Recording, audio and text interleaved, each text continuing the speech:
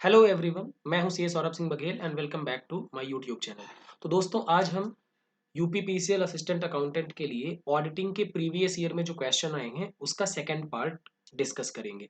Part one में हमने vouching से रिलेटेड कई सारे क्वेश्चंस देखे। इस पार्ट में मेनली हम कंपनी ऑडिट से जो क्वेश्चन आए हैं उनके बारे में डिस्कस करेंगे, क्योंकि आपको पता है कंपनी ऑडिट एक सिग्निफिकेंट वेटेज रखता है आपके एग्जाम के लिए। तो उसके क्वेश्चन हम देखते हैं किस तरीके से आएगा।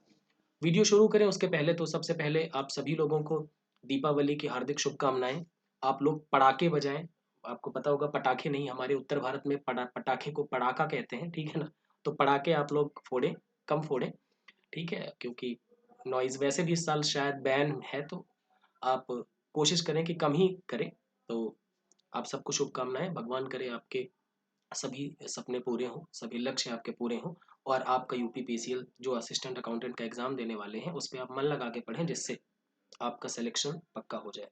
सो वीडियो शुरू करें उसके पहले एक और इन्फॉर्मेशन जिन लोगों को नहीं है, जैसे आपको पता ही है कि अपना क्विज जो है, क्विज वाली सीरीज जो है वो लॉन्च हो गई है, ठीक है।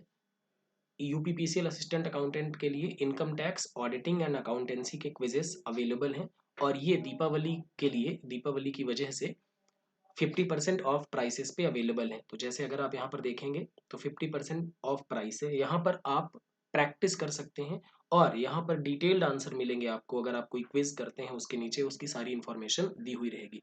तो बेहतर यही होगा कि आप कंसेप्ट पढ़ने के बाद क्विजेस को अपीयर करें, टेस्ट दें, जो कि एग्जाम्स जैसे ही क्वेश्चन होंगे। तो इससे आपका कॉन्फिडेंस भी बढ़ेगा। कई सारे बच्चों ने एनरोल कराया है, आप भी एनरोल करा सकते हैं बेटर प्रिपरेशन के लिए। सो चलिए अब हम क्लास को स्टार्ट करते हैं। तो पहला क्वेश्चन आपकी स्क्रीन के ऊपर, in case the director fails to appoint first auditor, the share holder shall appoint them at dash dash by passing a resolution. कहते हैं कि यदि पहले ऑडिटर को, पहले अंकेक्षक को, पहले लेखा परीक्षक को बोर्ड ऑफ डायरेक्टर्स यानी निदेशक मंडल अपॉइंट नहीं कर पाया, तो शेयर होल्डर, अंशधारी जो है वो प्रस्ताव पारित करके इशू करेंगे। कहां प्रस्ताव पारित करेंगे? वो स्टैट्यूटरी मीटिंग में, फर्स्ट एनुअल जनरल मीटिंग में, एक्स्ट्रा ऑर्डिनरी जनरल मीटिंग में या एनुअल जनरल मीटिंग में। अब देखो, जिन्होंने कंपनी ऑडिट अच्छे से पढ़ा होगा, कंपनी ऑडिट के लिए ये मैं वीडियोस बनाऊंगा, तो उनको ये बहुत आसानी से पता होगा।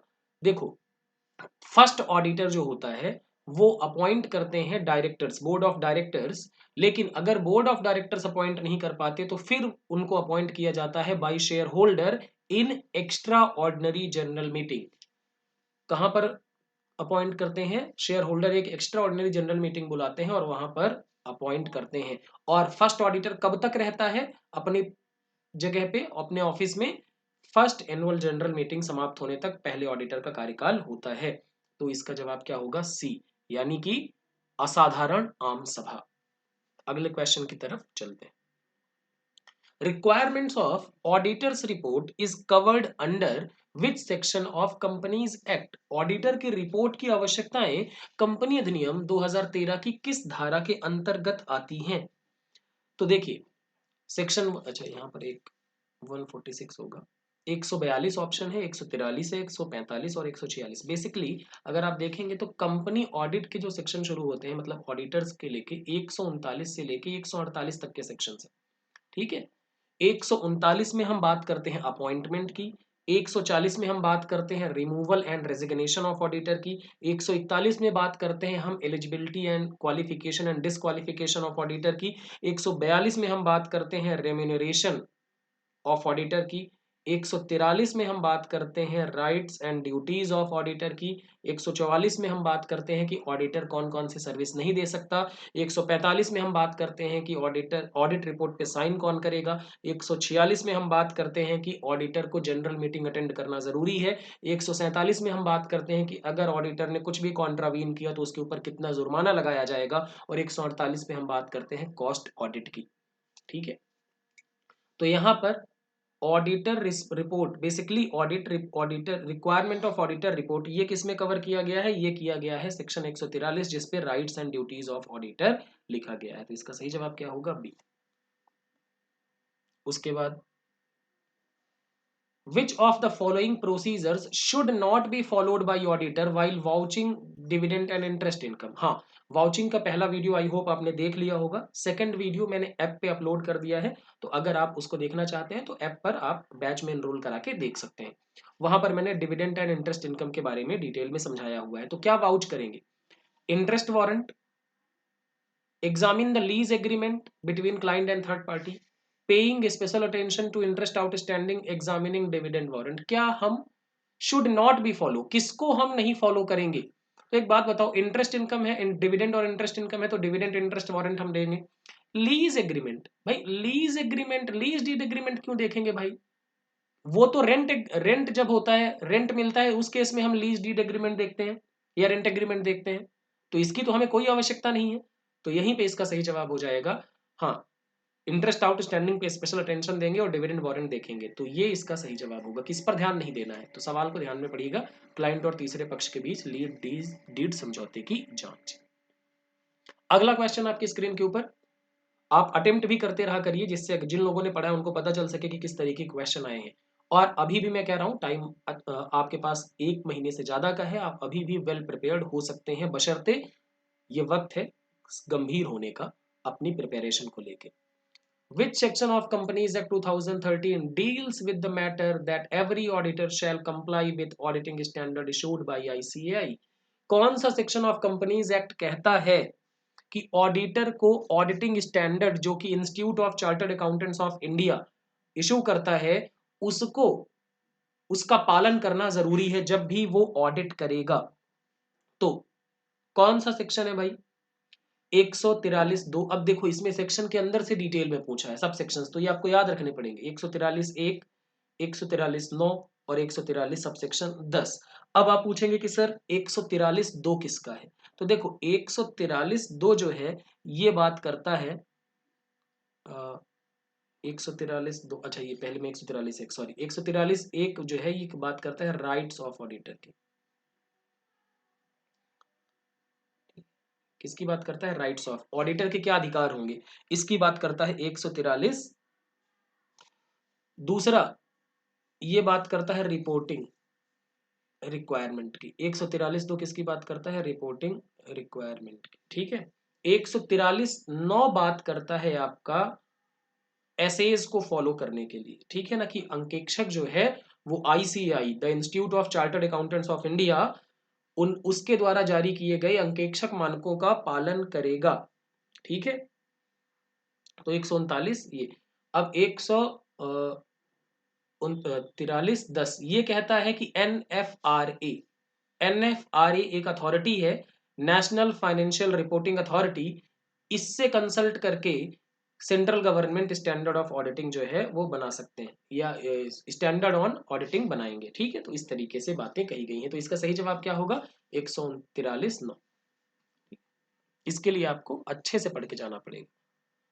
फिर अगला क्वेश्चन क्या है? Which of the following are the rights of auditor as per section 143(1) जैसे मैंने यहां पर बताया आपको कि ये किसका है? राइट ऑफ ऑडिटर का है। तो राइट ऑफ ऑडिटर यानी अंकेक्षक के क्या अधिकार हैं? पहला, right to access all the times to books to account and voucher of the company, यानी कि कंपनी के खाते और वाउचर में हर समय लेखा पुस्तकों तक पहुंचने का अधिकार। हर समय तक ऑडिटर, हर समय मतलब वर्किंग आवर्स में, ऐसा नहीं कि 2 बजे कंपनी खुलवाने लगे, कंपनी का जो वर्किंग आवर है उस पे ऑडिटर एक्सेस कर सकता है books of accounts and voucher को, बिल्कुल है, ये अधिकार है। Right to obtain information and explanation, बिल्कुल वो इंफॉर्मेशन एंड एक्सप्लेनेशन ले सकता है। और तीसरा, right to access record of subsidiaries, यानी जो सहायक कंपनियां हैं, जो बच्ची कंपनियां हैं जिन पर होल्डिंग कंपनी, एक होल्डिंग कंपनी होती है और एक होते हैं सब्सिडरी कंपनी। होल्डिंग कंपनी को हिंदी में कहते हैं सूत्रधारी कंपनी और सब्सिडरी कंपनी को कहते हैं सहायक कंपनी। तो होल्डिंग कंपनी, मान लीजिए किसी कंपनी के पास अगर किसी कंपनी के 51% या उससे अधिक शेयर आ जाए, तो जैसे मान लो ये एबीसी लिमिटेड है और ये है XYZ लिमिटेड। अब एबीसी लिमिटेड अगर XYZ लिमिटेड के 51% से अधिक शेयर खरीद ले, तो एबीसी लिमिटेड बन जाएगी होल्डिंग और XYZ लिमिटेड बन जाएगी सब्सिडरी कंपनी। तो अगर ऑडिटर होल्डिंग कंपनी का है, अगर ऑडिटर ABC लिमिटेड कंपनी का है, तो उसके पास ये अधिकार होगा कि वो सब्सिडरी कंपनी यानी XYZ लिमिटेड कंपनी के भी रिकॉर्ड को एक्सेस कर सकता है। तो इस केस में क्या होगा? सही जवाब तीनों को एक्सेस करने का उसके पास हक है, अधिकार है। चलिए, which section of Companies Act 2013 gives right to auditor to access all the times books of account and vouchers of company? जैसे अभी हमने पढ़ा कि कौन सा सेक्शन बताता है कि हम ऑडिटर को क्या कर सकते हैं, ऑडिटर के पास ये अधिकार है कि वो बुक्स ऑफ अकाउंट और वाउचर्स को एक्सेस कर सकता है, प्राप्त कर सकता है, वहां पर पहुंच सकता है। तो इसका सही जवाब होगा 143(1). इसमें राइट्स ऑफ ऑडिटर की बात की गई है। यहाँ पर देखें कंफ्यूज हो जाएंगे, 143 तो याद रहेगा लेकिन 1 या 2, तो हमें क्या जवाब देना है? 1। 2 तो किसका है? रिपोर्टिंग रिक्वायरमेंट्स का है। ठीक है। 144 किसका है? ये कहता है कि ऑडिटर कुछ सर्विसेज नहीं देगा। और 145 किसका है कि ऑडिट रिपोर्ट पे साइन कौन करेगा। आई होप आपको समझ में आ रहा होगा अच्छे से। उसके बाद अगले क्वेश्चन पे चलते हैं। In terms of error, in term error is context of audit refers to unintentional mistake, यानी लेखा परीक्षा या अंकेक्षण के संदर्भ में त्रुटि का क्या अर्थ है? Clerical errors, error of omission, error of commission. तो ये चारों ही एरर्स हैं भाई। अनइंटेंशनल मिस्टेक अनजाने में हो जाना, क्लैरिकल एरर हो जाना, एरर ऑफ कमीशन हो जाना, या फिर एरर ऑफ ओमिशन हो जाना। तो ये चारों ही चीजें आ जाएंगी। उसके बाद what is the minimum penalty for which an auditor will be responsible under section 147 of non compliance of section 139 130 143 144 और 145 ऑफ कंपनीज एक्ट। कंपनी अधिनियम 19 की धारा 139 143 और 145 के गैर अनुपालन के लिए एक अंकेक्षक न्यूनतम किस दंड के लिए भागीदार होगा? देखो, एक सेक्शन 147 कहती है कि अगर ऑडिटर ने कुछ भी गड़बड़ किया, इन सेक्शन को फॉलो नहीं किया, इन सेक्शंस को वॉयलेट किया, इनका उल्लंघन किया, तो ऑडिटर के ऊपर मिनिमम रिस्पॉन्सिबिलिटी मतलब मिनिमम पेनाल्टी लगाई जाएगी 25,000 रुपए की। तो इसका सही जवाब क्या होगा? D. Sorry. Which of the following services cannot be rendered by auditor as specified by section 145 of the 144 of the Companies Act? बताया ना, सेक्शन 144 कहता है कि ऑडिटर कुछ सर्विसेज कंपनी को नहीं देगा। कौन कौन सी सर्विसेज नहीं देगा? Accounting and book keeping services, हाँ जी हाँ, बिल्कुल नहीं देगा। इंटरनल ऑडिट, ये भी नहीं देगा। एक्चुरियल सर्विसेज, बिल्कुल नहीं देगा। मैनेजमेंट सर्विसेज, ये भी नहीं देगा। तो 144 के अनुसार एक लिस्ट दी गई है कि ये सर्विसेज ऑडिटर नहीं देगा। तो इस केस में क्या होगा? All the option, all of the option, सारी सर्विसेज ऑडिटर नहीं देगा कंपनी को। अब आते हैं सर जी अगले क्वेश्चन की तरफ। Which section of companies act 2013 governs branch audit? एक कंपनी की कई सारी ब्रांचेस हैं, तो उन ब्रांच का ऑडिट कौन से सेक्शन में गवर्न होता है? 143(7), 143(3), 143(2) और 143(8). कौन से सेक्शन में कवर होता है? तो इसका सही जवाब होगा सेक्शन 143 सबसेक्शन 8। ये है ब्रांच ऑडिट का यानी शाखा अंकेक्षण। अगले क्वेश्चन पे चलते हैं। What is the main objective of audit? अंकेक्षण का मुख्य उद्देश्य क्या है? To make management responsible, to detect fraud, धोखाधड़ी को पकड़ना, to make employees responsible, employees को रिस्पॉन्सिबल जिम्मेदार बनाना, या फिर expression of opinion as to truthfulness and fairness of financial statement. बताइए जी, लेखा परीक्षा या अंकेक्षण का मुख्य उद्देश्य क्या है? प्रबंधन को जिम्मेदार बनाना, धोखाधड़ी का पता लगाना, कर्मचारियों को जिम्मेदार बनाना, या वित्तीय विवरणों, सत्यता या निष्पक्षता के बारे में राय की अभिव्यक्ति करना। तो इसका सही जवाब होगा ऑडिटर का, ऑडिट का मेन ऑब्जेक्टिव होता है फाइनेंशियल स्टेटमेंट के ट्रू एंड फेयर व्यू पर अपनी ओपिनियन देना। तो इसका सही जवाब क्या होगा? डी।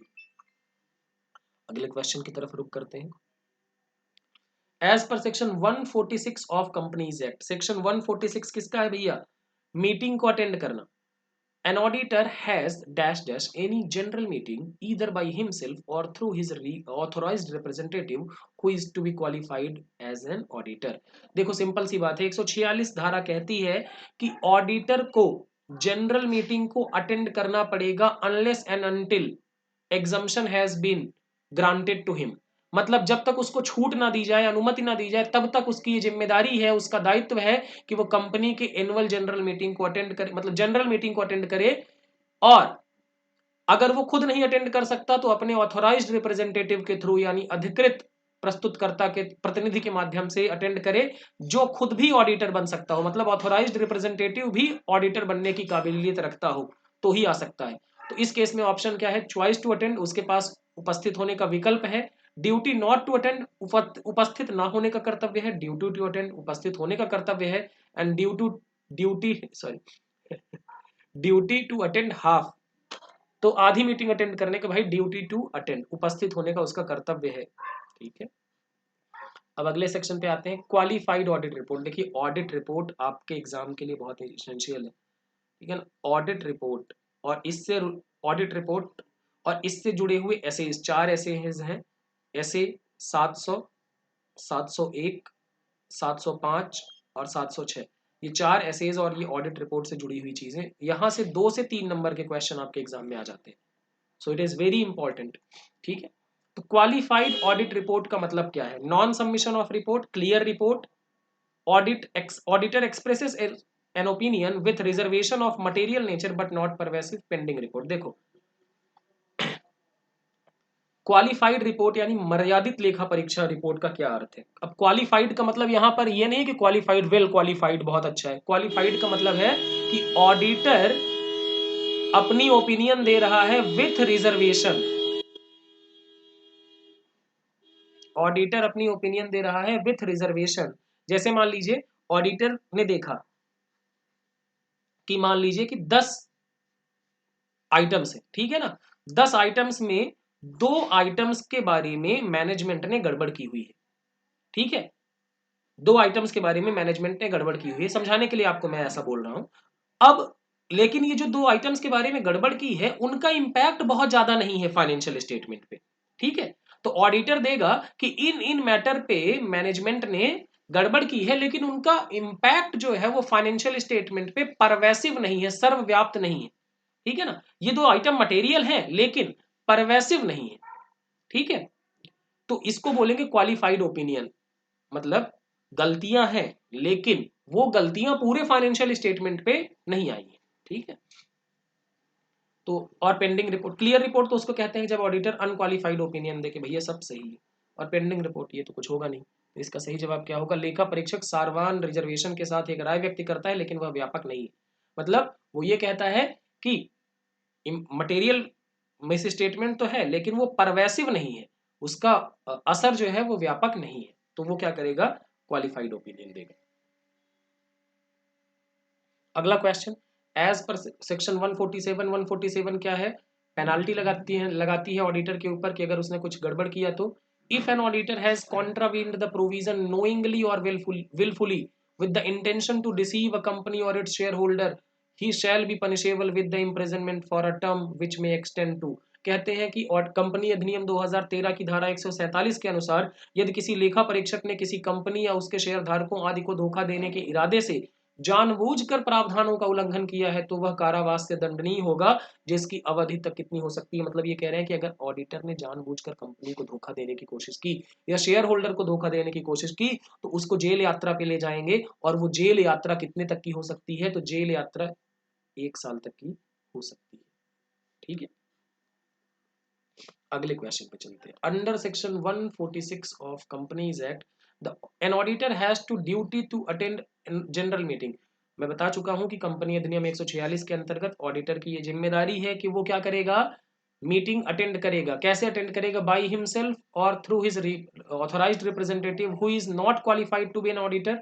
मतलब खुद या फिर अपने वैधानिक या कहते हैं अधिकृत प्रतिनिधि के द्वारा, जो ऑडिटर बनने के लायक नहीं है, तो ये गलत हो जाएगा, वो लायक होना चाहिए। बाई हिमसेल्फ ओनली नहीं, वो हिमसेल्फ भी जा सकता है और अपने ऑथोराइज्ड रिप्रेजेंटेटिव के थ्रू भी जा सकता है जो कि क्वालिफाइड है। तो इसका जवाब क्या होगा, डी। तीसरा है कि auditor has no duty to attend, ये भी गलत, हिमसेल्फ ओनली, इसलिए ये गलत हो गया, वो ऑथोराइज्ड रिप्रेजेंटेटिव के थ्रू भी जा सकता है। तो इसका सही जवाब क्या होगा, डी।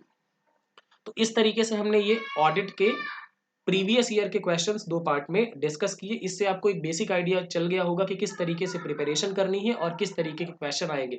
मैं फिर से कह रहा हूं, डिफिकल्ट क्वेश्चन नहीं आएंगे, आपको कंसेप्ट पता होगा तो आप बहुत आसानी से उनको कर सकते हैं।